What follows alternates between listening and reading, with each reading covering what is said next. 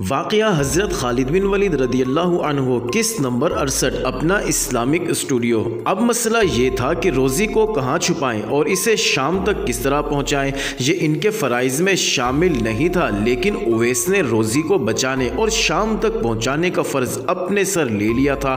یہ تینوں دراصل قبطی عیسائیوں کے اسقف بنیامین کے پاس جا رہے تھے۔ بعض تاریخ نویسوں نے بنیامین کا نام ابو میامن لکھا ہے، لیکن مستند مورخوں نے متفقہ طور پر بنیامین کو صحیح نام کہا ہے۔ ناظرین، بنیامین کسی بستی میں نہیں رہتا تھا، بلکہ ایک مقام وقوس سے کچھ دور ایسے ریگستان میں رہتا تھا جسے ٹیلوں اور نشیب و فراز نے دشوار گزار بنا رکھا تھا۔ عوام جو ہرکل کی سرکاری عیسائیت کو قبول نہیں کرتے تھے، بنیامین کو اپنا روحانی پیشوا مانتے تھے۔ ہرکل نے قیرس کو بنیامین کے قتل کی اجازت دے دی تھی۔ بنیامین کو بروقت پتہ چل گیا اور فرار ہو گیا۔ یہ عمرو بن عاص کے تینوں جاسوسوں کا کمال تھا کہ انہوں نے بنیامین کا ٹھکانہ معلوم کر لیا تھا۔ یہ اپنے آپ کو کٹر قبطی ظاہر کرتے تھے اور قبطی عیسائیوں کے گرجوں میں بھی جاتے اور ان کی طرح عبادت کرتے تھے۔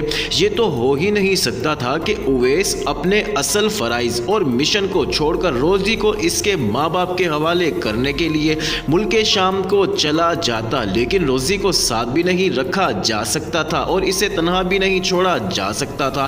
تینوں نے اس مسئلے پر تبادلہ خیال کیا، کیوں نہ اسے اپنے ساتھ ہی لے چلیں۔ ان تینوں جاسوسوں کے امیر یعنی کمانڈر نے کہا، اور یہ ظاہر کر کے کہ یہ بھی قبطی ہے، اسے بنیامین کے حوالے کر دیں گے اور اسے کہیں گے کہ اس لڑکی کو حلب پہنچا دے۔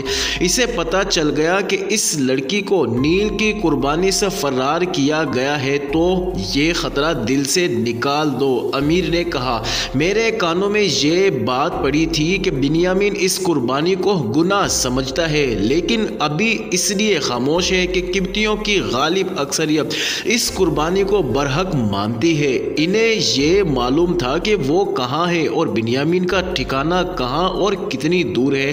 دریا کے کنارے زیادہ دیر رکے رہنا ٹھیک نہیں تھا۔ وہ اس طرف چل پڑے جدھر بنیامین کا ٹھکانہ تھا۔ صبح تک انہیں بہت دور نکل جانا چاہیے تھا۔ بنیامین ہی ان مسلمان جاسوسوں کے کام کا آدمی تھا۔ انہوں نے بنیامین کے متعلق تمام ضروری معلومات حاصل کر کے اس کے پاس جانے کا فیصلہ کیا تھا۔ یہ تفصیلات تاریخ کے دامن میں محفوظ ہے۔ مشہور تاریخ دان الفرڈ بٹلر نے یہ تفصیلات اپنی انگریزی زبان کی کتاب مصر میں عربوں کی فتوحات میں یکجا کر دی ہے۔ یہ تفصیلات مختصراً اس طرح ہیں کہ ہرکل نے عیسائیت کو سرکاری شکل دے کر اس کا اصل حلیہ بگاڑ کے رکھ دیا اور اسے لوگوں پر مسلط کرنے کا شاہی فرمان جاری کر دیا۔ عیسائیت کے علماء نے تو اسے قبول کرنا ہی نہیں تھا، عوام نے بھی اسے قبول نہ کیا۔ ایک بڑے پادری کو وسیع اختیارات دے دیے کہ وہ جبری طور پر یہ مذہب لوگوں پر مسلط کر دے۔ قیرس نے اسکندریہ میں ایک مذہبی اجتماع منعقد کیا اور اپنے سرکاری مذہب کی تبلیغ کی۔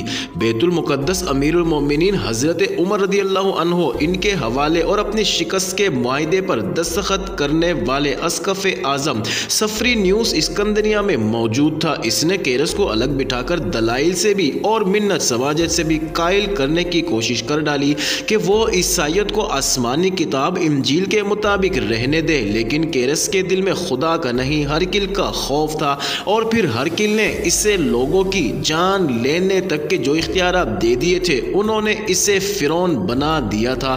سفرینیوس تو تاریخ کے کسی تاریک گوشے میں جا گم ہو گیا۔ بنیامین ہرکل اور قیرس کے خلاف میدان میں اتر آیا۔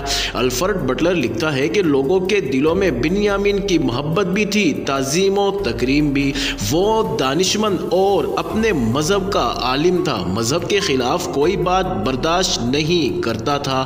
ہرکل نے اس کی گرفتاری کا حکم دے دیا۔ بنیامین کے پاس کوئی جنگی طاقت نہیں تھی، پھر بھی اس نے عیسائیت کے دفاع کا فیصلہ کر لیا اور روپوش ہو گیا۔ اسکندریہ سے کچھ دور ایک صحرائی بستی قوس ہوا کرتی تھی۔ بنیامین سے کچھ دور دشوار گزار صحرا میں چلا گیا اور وہاں نتیجہ بنا لیا۔ اس کا خفیہ رابطہ اپنے کارندوں کے ساتھ تھا جو تبلیغ کرتے پھرتے اور لوگوں کو بنیامین کی ہدایات دیتے رہتے تھے۔ اس طرح بنیامین روپوش ہوتے ہوئے بھی لوگوں میں موجود اور سرگرم رہا۔ ناظرین، قیرس کو بنیامین کا کوئی سراغ نہیں مل رہا تھا۔ اس نے بنیامین کے بڑے بھائی کو گرفتار کر لیا۔ تاریخ میں اس بھائی کا نام نہیں ملتا۔ قیرس کو معلوم تھا کہ بنیامین کے مشن کو اس کا یہ بھائی چلا رہا ہے۔ اسے کہا گیا کہ وہ ہرکل کی عیسائیت کو قبول کر لے اور اپنے پیروکاروں کو یہ عیسائیت قبول کرنے کو کہے۔ بڑے بھائی نے صاف انکار کر دیا اور کہا وہ خدا کا حکم مانے گا، کسی انسان کا نہیں۔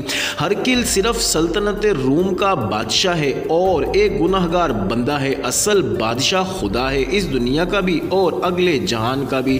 قیرس کے حکم سے بنیامین کے بڑے بھائی پر جو تشدد کیا گیا، اس کی تفصیلات الفرڈ بٹلر نے بیان کی ہے۔ اسے برہنہ کر کے فرش پہ لٹا دیا گیا اور اس کے جسم پر مشعلیں رکھ دی گئی۔ ذرا تصور میں لائیں کہ مشعلوں کے شعلوں نے اس کے جسم کو کس طرح جلایا ہوگا۔ عزیز ناظرین، جاری ہے اگلی ویڈیو کس نمبر 69 میں دیکھنا مت بھولیے گا۔